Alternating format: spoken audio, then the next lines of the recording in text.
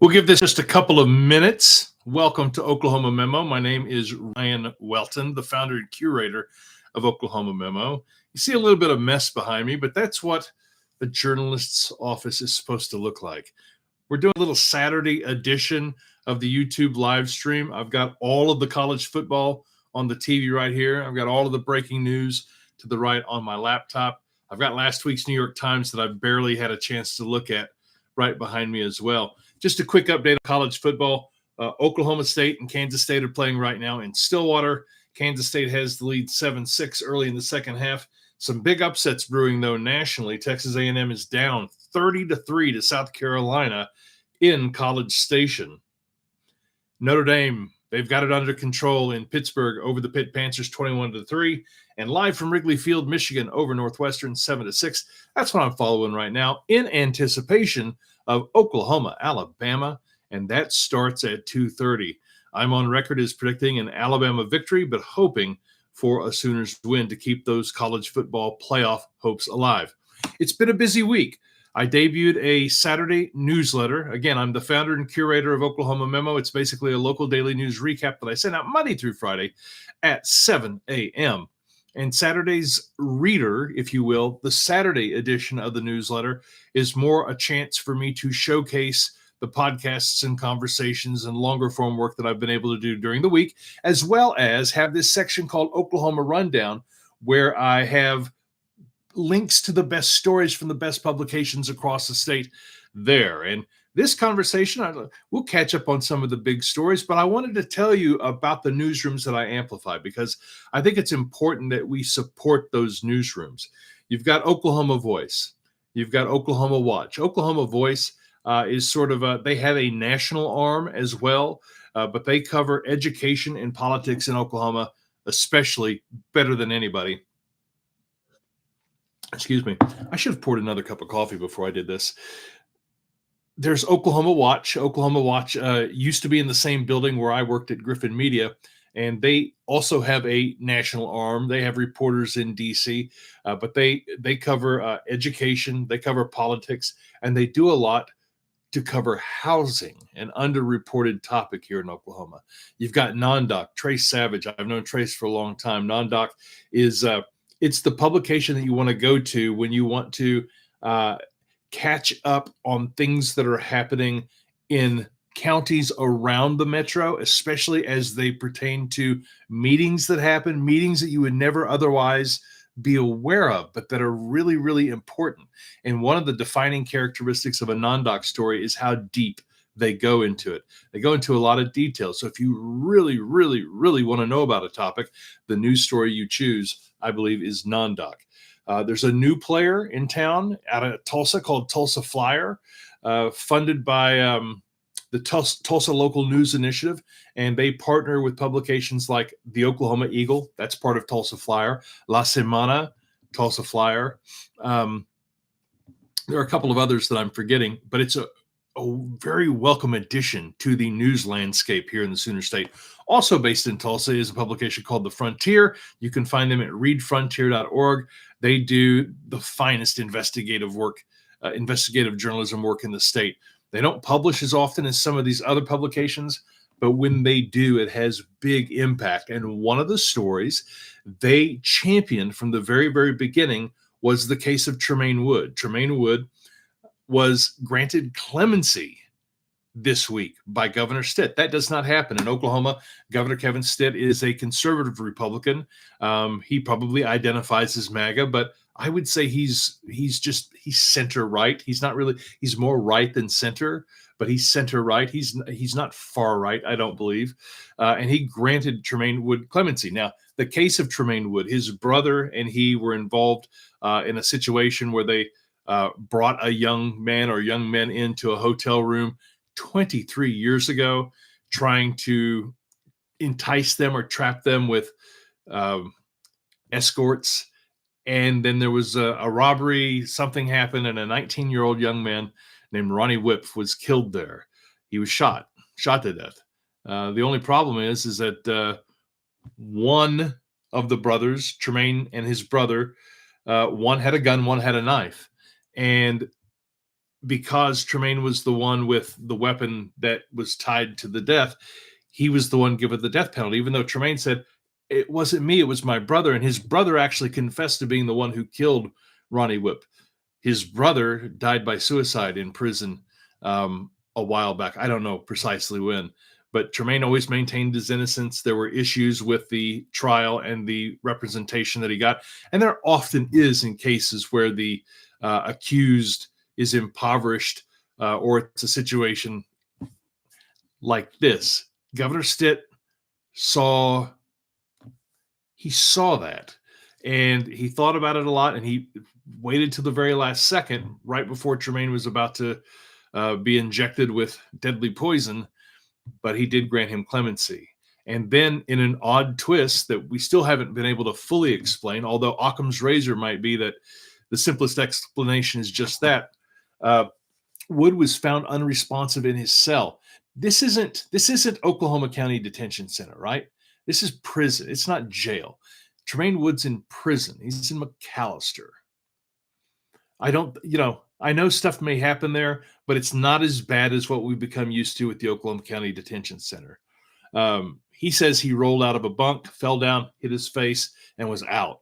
And they took him to a hospital. He was fine. He also said, I believe medical experts said, there was some dehydration at play, some stress. Go figure. You're about to be executed. Of course, there's going to be some stress there.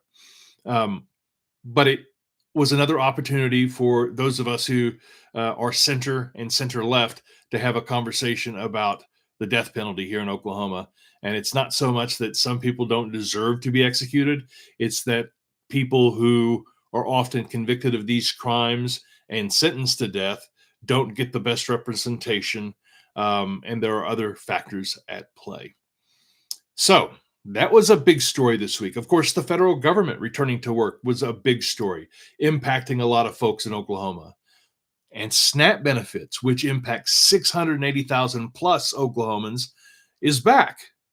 That's back. So the federal government opening did a lot on that front. We didn't hear a ton from Oklahoma representatives throughout this process, aside from Senators Lankford and Senator Markwayne Mullin.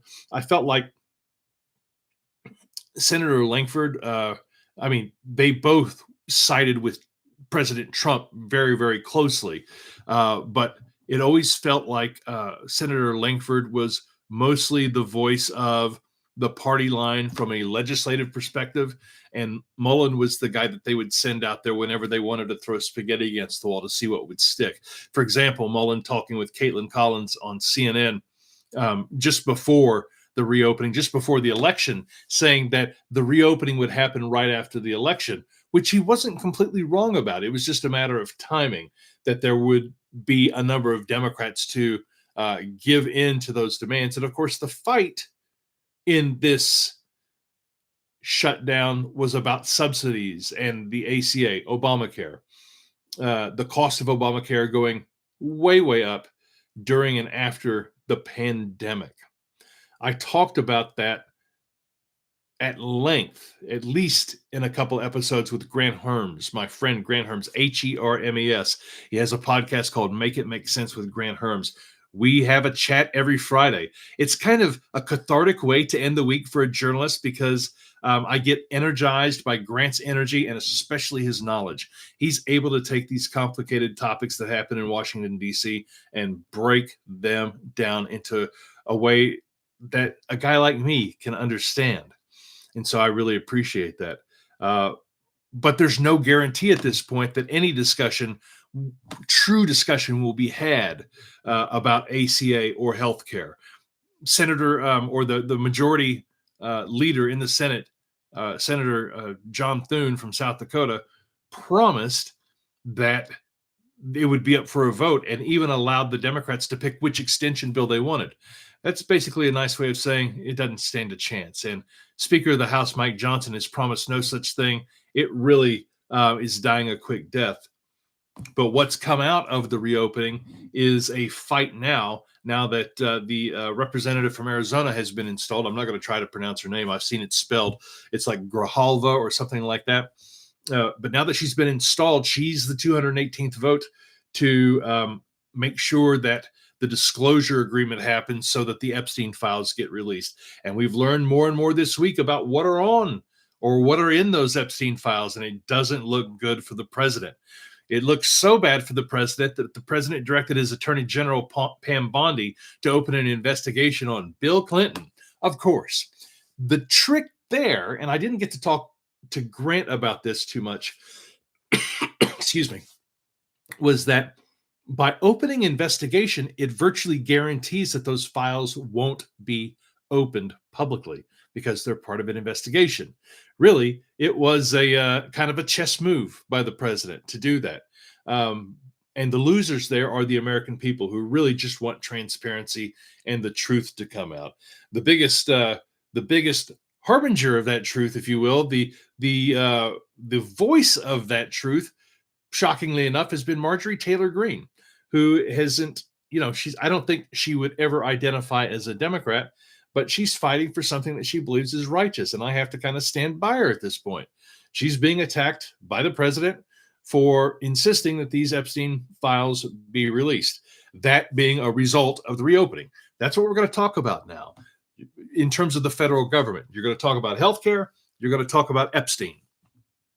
And that's what's going to happen with no guarantee that the government stays open beyond January 30th. Understand that this agreement only takes us through the start of the year, and then it happens all over again. Although there were other things that were approved for the fiscal year in whole, and SNAP benefits were approved through September of 2026. So that's what's happening in Oklahoma. There were some other headlines, and I'll go ahead and pull up the Oklahoma Memo right here. I don't know if I do have the opportunity to share my screen. I'm just going to do that. Let's bring up the Oklahoma Memo. Why don't we? Let's just go to if you're not familiar with Oklahoma Memo, I'm going to take you right there. This is it. Oklahoma Memo. You've got the homepage with the main story being here in the middle every day. And then they're all dated so that you'll know, like today, November 15th, yesterday, November 14th, and a place for you to subscribe right here. It is free. It will always be free. You sign up below that. Excuse me. Or all my YouTube videos, not only the live videos that I'm doing here, but the shorts that are here and the podcasts that get uploaded, those conversations. And then there's some featured ones it's really story. It's they're not really stories. These are newsletters. I'm going to open up one for you. Let's open up Fridays. Let's take a look at what a story looks like on the Oklahoma Memo site. Oklahoma spares Tremaine Wood from execution with minutes to spare. And it was minutes. You see this partnership right here. That's with Beehive. I'm on the Beehive platform. You could be Beehive. You could be Substack. And I talk about the clemency granted to Tremaine Wood. And what I do here is I feature the Frontier. The Frontier, as I mentioned, readfrontier.org. They've been at the forefront of this story. So I thought it was only proper to amplify their version of this story. They do such a great job. And with Giving Day coming up on December 2nd, I would highly encourage you to check them out and maybe donate a few dollars every month. Right underneath the big story, I have some quick national links. You got the latest from on the Epstein files, knocking the White House on its heels. That's Politico's words, not mine. I try to include something from CBS News, from Fox News, from MSNBC to make sure, not necessarily be fair and balanced, but to give you different perspectives on different stories. There's the one about Senator John Fetterman being hospitalized after the fall near his home in Pennsylvania. I'm not the biggest fan of John Fetterman. But then again, I also identify as somebody who's sort of center left, and he is the Marjorie Taylor Greene to the Democrats, if you will. I always try to include something from CNBC. Also, CNBC to me is the best money network there is by a ton. And then every day, of course, speaking of money, I've got a link to the daily lottery results. I try to pick a second story from one of these outlets, and this one comes from Oklahoma Watch, and it's a story about an attorney who was recently disbarred, a guy named Ron Durbin, who fancies himself a guerrilla journalist. And by the way, I think he's successful. He's got a YouTube channel. He's doing his thing, and he's fighting for issues that he believes are righteous. And in this case, he is going after Coweta Public Schools for how it recently surfaced sexual assault allegations. In an age where everybody can be a journalist, you have to be prepared for these situations, for folks to come in with cameras and asking you questions right there on the spot. How are you going to respond in those situations when the camera is always on? That's a story. It was just a very, very interesting story. Highly encourage you to watch it, whether you come to oklahomamemo.com or go straight to the source at oklahomawatch.org. And then Bedlam Buds. Bedlam Buds is something that my buddy Jeremy and I do. Jeremy and I went to high school together in Henrietta. We've known each other for 40 years. And he's an OSU guy. I'm a Boomer Sooner. We talk sports every week. We call it Bedlam Buds in an era where Bedlam doesn't exist anymore. The Bedlam spirit survives when we get together and talk about sports. I'm even watching. He has me rooting for the Cowboys. That's kind of crazy. Kansas State's still up in the third quarter, 7-6 over Oklahoma State. Oklahoma State with the ball. When you think about the pantheon of entertaining games, this is not on them, but I sure am hoping that Oklahoma State gets a win here. They deserve to get at least a conference win after not winning one at all last year. And then at the bottom of this is the Oklahoma Rundown. Really, this is the service part of the newsletter where I go to every website in the state and I pick out what I think are the most interesting or the most important stories. And then I order them. I put them in an order of what I think is most important, most useful to least useful. And not that the story on the bottom is the least useful. It's just there's got to be an order. I have a weather update and then either an ad that Beehive provides to me or one that is from a local customer. By the way, I'm going to stop. I did get a customer for the very first time. It was an insurance agent out of Norman named Andrew Bigby. I'm going to go ahead and close that. We've got welcome. Thank you all for stopping by. I really, really appreciate it. My name is Ryan Welton from Oklahoma Memo. I'll just reset here. And Oklahoma Memo is my daily newsletter. It runs Monday through Friday, hits your inbox at 7 a.m. And we're just talking about the news of the week as we talk a little bit of college football. Texas A&M, by the way, has cut that South Carolina lead to 30-10. It's really a shocker that's happening nationally as Texas A&M is 9-0. But I was talking about, got my first advertiser this month, and we worked up a deal to have a pitch to his business, Big B Insurance and Benefits, in the Oklahoma Memo newsletter every day for a week, and then every other day through November 20th. There's that opportunity for you. I'm also doing a lot of podcast conversations. If you're in Oklahoma or if you're interested in something, if you're involved in education, in politics, in news, whatever it might be, I would love to sit down and do a 15, 20-minute podcast with you. No charge. We'll just talk. It'll be a video. It'll be content that I include in the Saturday Reader, that piece of content that I created and sent out this morning that has the conversation with Grant Herms and Make It Make Sense with Grant Herms, where we talked about the federal government reopening and the Epstein files. The weather this weekend is going to be beautiful. Just do a little quick check on this. I didn't check out David Payne's. I used to work at News 9. I didn't check out his winter weather forecast just yet, but it's out there. So I think I would, if you want to see what's going to happen this winter, it ain't winter right now in Oklahoma. Today it's going to be 74 degrees. I'm sorry, it's going to be 82 degrees right now. It's 81 right now outside, and tomorrow it's going to be 74. This is just rare air for November here in Oklahoma. And then early next week, I believe the rain chances come back in, especially Wednesday and Thursday of next week. And then I'm seeing next Sunday, Saturday and Sunday, we're back down into the 50s. It starts to feel a little bit like November, the week before Thanksgiving. So I appreciate, I know that we've got 2 folks on here right now and 1 thumbs up. I really, really appreciate you. Subscribe to this channel. Hit that bell for notifications. I genuinely appreciate you. But I'm going to go ahead and call it a live stream for now. And I'm going to maybe do this every once in a while. Just do sort of a live recap of the day's news. The big story, again, Tremaine Wood being granted clemency and the federal government reopening. We talked nationally about the Epstein files. There was another story that's really, really big story that I don't want to miss. And it was the Weatherford chemical spill that sent several people to the hospital with 2 people in critical condition. This from News 9. About 600 Weatherford residents are now feeling relieved after a shelter-in-place order was lifted from a chemical spill at a local Holiday Inn Express. Authorities say many were transported to Weatherford Regional Hospital, and 11 were taken to other metro hospitals, some treated and released, while 2 remain in critical condition. There's going to be a lot of investigation about this. A tanker linked hazardous chemical anhydrous ammonia in the parking lot of the hotel. Public Safety Director Mike Carlin saying it is very irritating to the eyes, to the lungs, and hydrogen ammonia attacks moisture.